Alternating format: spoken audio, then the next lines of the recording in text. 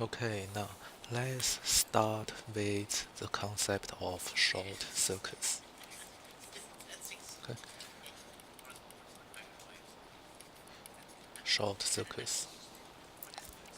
Okay, now let me draw a brief example of short circuits. Okay, so if I have a battery, okay, now in physics we draw a battery like this. Okay, the longer line means the positive terminal, the shorter line means the negative terminal. Okay, now if I have a battery, now and I connect the positive and the negative terminal, okay, with a switch. Okay, a switch looks like this. In this case here, the switch is open. Okay, so the positive and negative terminal are not connected. Okay, so there won't be any current going through it. Okay, so now once I close the circuit, okay, so once I close the circuit, okay, now once this gets closed, okay, now the current is going to run from the positive to negative. Okay, so what's happened here is, okay, there's no resistance. Okay, now I explain what does resistance means later. So there will be a lot of currents run through, and eventually the wires will get very hot and will burn up. Okay, and we call this short circuit, and it damages everything. It causes fire hazard, okay? And people dies from this kind of hazard because a short circuit of an electrical board can cause fire, sometimes explosion. Okay, now in order for electrical circuit to work, okay, we need something called resistance. Okay, so actually, let me start a new page.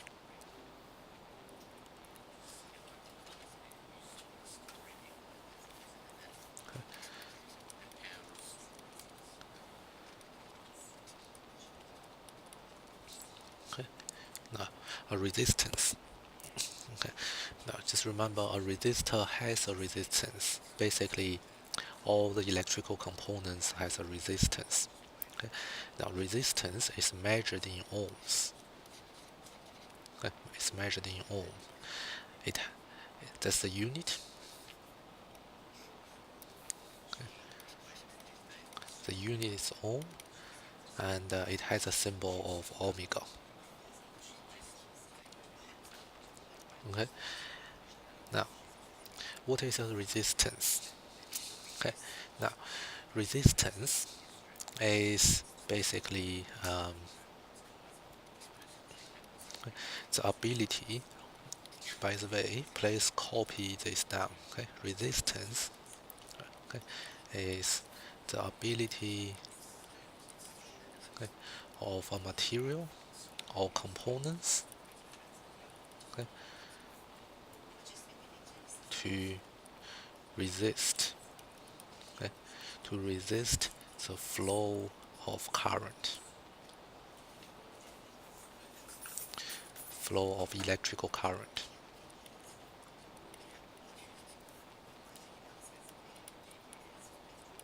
Okay, so for example, now if we have the same circuit, okay,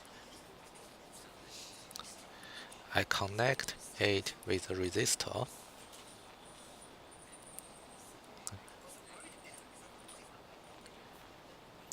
Now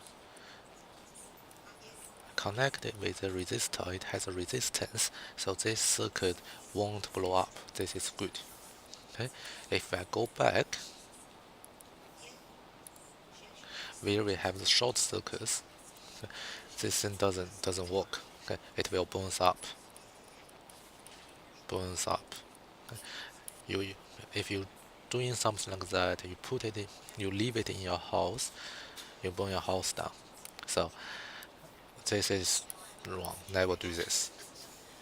Okay. So yep, that's why resistance is really important. Okay, and we measure resistance. Well, basically on a circuit board, we draw resistance like this. Okay, just a block. Different resistance has different.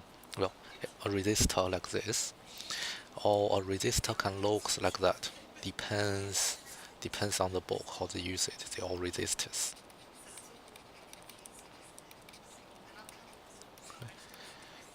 Now, okay, now have a look. Okay. This is a picture of resistors. Okay. Now resistors come in different sizes and they look different. Okay.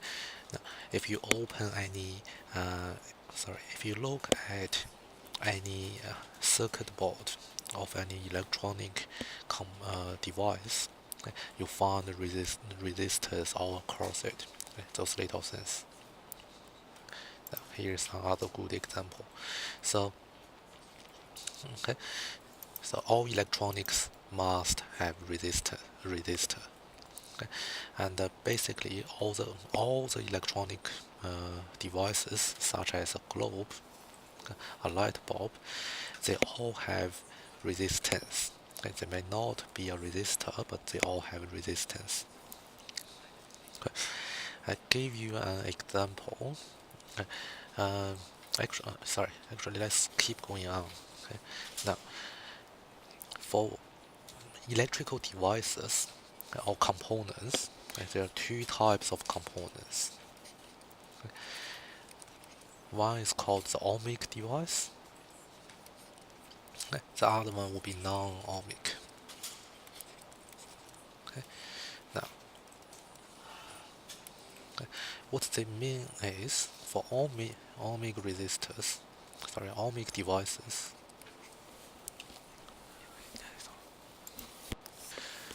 Okay, ohmic. Now, ohmic device means the resistance of the device is constant. It doesn't change. Okay, so uh,